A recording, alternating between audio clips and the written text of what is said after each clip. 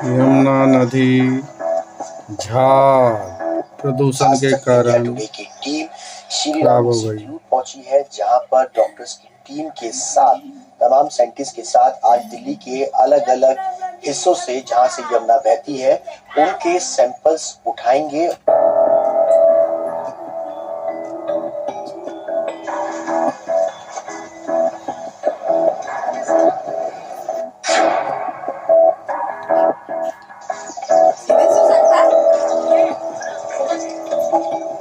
हम इस वक्त मौजूद है वजीराबाद बैराज पर। हरियाणा से यमुना जब आती है तो यहीं पर ये पहला पॉइंट है जहाँ से यमुना का जो पानी है वो वाटर ट्रीटमेंट प्लांट्स में जाता है, और यहीं से पानी का जो सैंपल्स है वो सबसे पहले हम यहाँ पर लेंगे। ये पानी का जो सैंपल्स लेने का ये तरीका है, वो यमुना के बीचों बीच से पानी का सैंपल जो है वो लिया जाता है। ये हमारा डेप्थ सैंपलर होता है, इसको हम रिवर के अंदर डालेंगे। 20 फीट से 20 से 30 फीट के नीचे पानी का सैंपल जो है वो लिया जा रहा है।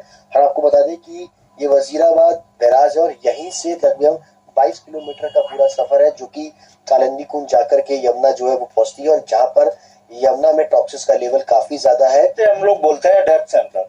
डेप्थ गहराई से जो सैंपल हमें लेना होता है ना, उसके लिए डेप्थ सैंपलर का यूज करते हैं। इसमें हम लोग physical, chemical and bacteriological parameters measure करेंगे, जिसके लिए कुछ टेस्ट ऑन साइट होते हैं, लाइक डीओ ऑक्सीजन डिमांड, और बैक्टीरियोलॉजिकल के लिए अलग से हम लोग बोटल्स लेके आए हैं, और केमिकल पैरामीटर के लिए अलग से।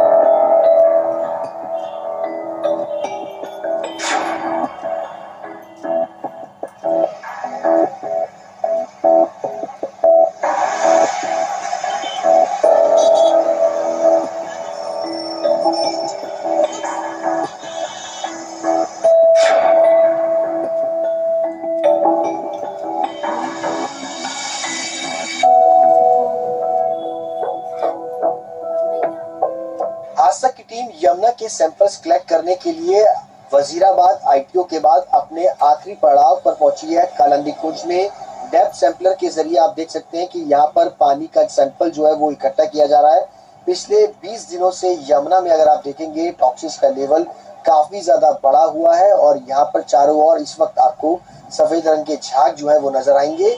हालांकि बोट के जरिए, डिफॉर्म्स के जरिए इन झाग को खत्म किया जा रहा है, लेकिन पानी कितना साफ है, क्योंकि यहाँ पर लोग आस्था की डुबकी लगाते हैं।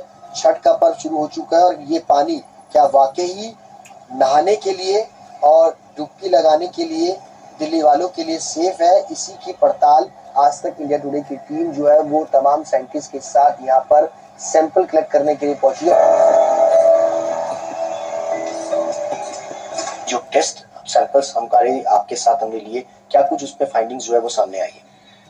3 सैंपल हमने कलेक्ट किए हैं। वजीराबाद से लिया है, आईटीओ से लिया है, और कालिंदी कुंज से लिया है, और तीनों स्टैंडर्ड प्रोसीजर से हमने इसकी सैंपलिंग करी है। इसके बाद एनालिसिस करी है, और इसके बाद फाइंडिंग्स में ये आता है कि जो हमारा रिवर में पोल्यूशन लोड है वो भी है, बरकरार है, और ग्रेजुअली वजीराबाद से हम जब नीचे की तरफ डाउनवर्ड्स आते हैं तो स्लाइटली उसकी जो मात्रा है वो बढ़ती हुई नजर आती है। As far as the rituals are concern for this Chhat Puja or others, so frankly speaking, we can say that this water is not fit for the drinking or for bathing purpose.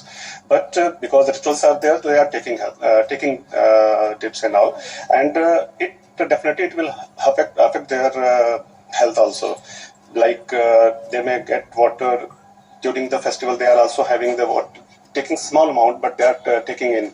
Suppose if it is drink by the people, it may cause the gastrointestinal disease because the presence of bacteria is much more than the prescribed or desired limit.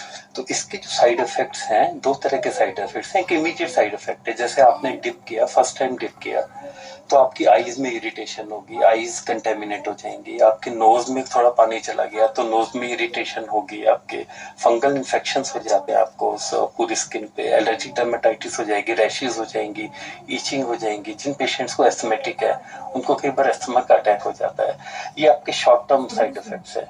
अगर आप repeatedly ऐसी जगह पे रहते हैं जहाँ आप contaminated ये जो पानी है इसके एक्सपोज्ड होते हो आप, तो क्या होगा, आपको लॉन्ग टर्म हैवी मेटल से कंटेमिनेट हो जाओगे। जैसे हैवी मेटल्स कौन से हुए, लेड हुए, वो ब्रेन को अफेक्ट करेंगे, कैडमियम हुए, जिंक हुआ, क्रोमियम हुआ, अगर आप अपनी रिपोर्ट में भी देखो इसी तरह के metals 11 to 70 times iron extra हो जाता है।